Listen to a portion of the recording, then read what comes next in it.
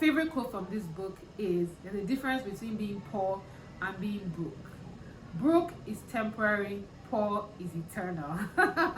Huge. I love it. Hi everyone, welcome to my channel. My name is Jola, and today I'll be talking about 5 life-changing books about money everybody should read. We all need money and we all want money, and there's no shame in that.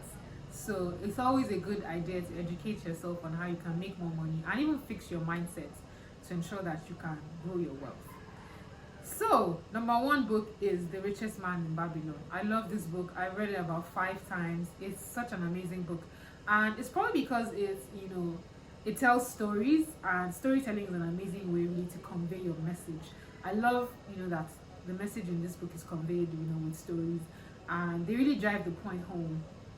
The major highlight for me in this book is that you need to live within your means, and you need to save a part of your income to invest. Also, don't invest in what you don't understand. And my favorite quote from this book is, "Opportunity is a haughty goddess who wastes no time with the unprepared." It's so beautiful. I love it. It's just amazing. The second book on my list is Rich Dad, Poor Dad, another classic. I love this book because it also tells stories, obviously. And the major highlight for me is that really wealth is about making the necessary choices and really having the right mindset. The author talks about how rich people think in a certain way and poor people think in a different way. Poor people always complain about the government and they expect their employers to make them rich. Rich people, on the other hand, have taken their destinies into their own hands, and they take the necessary risks and make the choices that they need to make to build wealth. The major highlight for me in this book was finding out the difference between an asset and liability. All this while, I thought that if I bought a duplex now, 5-bedroom duplex to live in with my family, that it was an asset. Meanwhile, I need to take my own money to run that duplex. So technically, it's not an asset, it's a liability.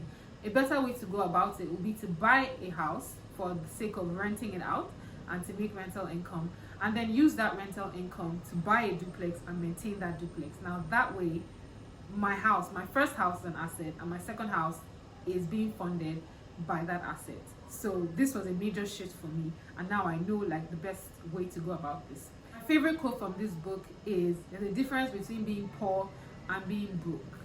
Broke is temporary, poor is eternal." Huge. I love it. The third book on my list is You're a Badass at Making Money by Jen Sincero. Now this book is not a classic like the others, but I loved it anyway because the major points that it made was that most people are broke by choice. They've assumed that they can do nothing about their financial situation, that this is something that they've been destined, this is the life they've been destined to live, that they've been destined to be poor, and so they decide to complain about those who have money and pretend that they don't need money, and they go around saying things like money is the root of all evil, because they don't know that they can actually change their lives with a mindset shift. And the author explained how she used to be that way and she just thought that was her lot in life, but the minute she made up her mind to really tap into her talents and really apply herself, she was able to make money. So are you broke by choice? I hope not. My favorite quote from this book is, "Time spent rationalizing the mediocre could be time spent creating the magnificent." The next book on my list is Think and Grow Rich by Napoleon Hill. And what the author is basically saying is that if you desire wealth strongly enough and you take the right actions towards it, you take definite action, you will get wealth. And he has 6 steps for acquiring wealth. Number 1 is be specific about the amounts that you want. Don't just say, "I want to make millions." Say, "I want to make $1 million." Then decide what you're going to do in exchange. What service, what product, what are you going to give in exchange for making this money? The next step is to choose a definite deadline. By what time will you have made this money doing what you said you will do? The next thing is create a plan and take action immediately.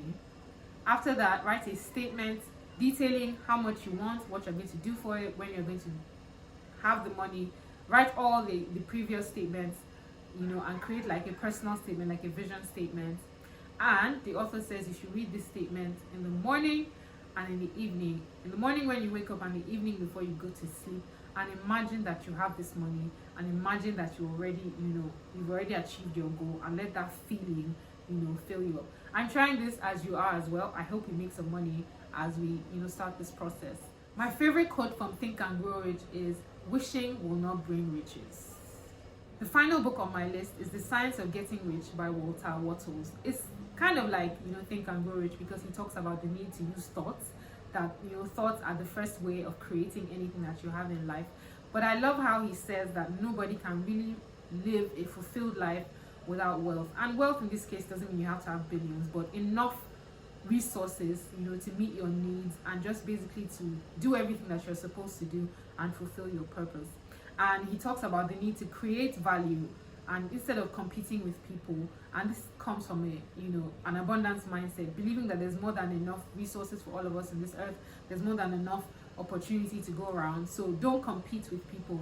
Money is given in exchange for value. So if you want money, create value. That's basically what the book says.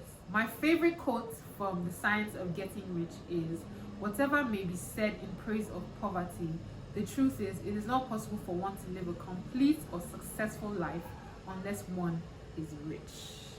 Now, my major learning from all of these books really, and I think most books about personal finance, is that your mindset has to be right first. So think about how do you think about money? Do you think you deserve money? Do you think you can make money? Do you think you have the power to create wealth? That's from my Bible. I love to say that over myself, Deuteronomy 8:18, and it tells me that I have the power to create wealth. So if you believe that you can create wealth, then you're thinking in the right way, and then you start to take steps towards it. But if you think that you're helpless and you've just been condemned and doomed to be poor, and that's the problem. So the most important learning from all of these 5 books really is that you need to fix your mindset about wealth. Believe that you can get it, desire it, and then start taking steps in the direction that you want. Thank you so much for watching. I hope you enjoyed this. If you want me to review any other books, please leave them in the comment section. Take care of yourself. Bye. Hello and welcome to my channel. My name is Jola Shotubo and I'm your new best friend.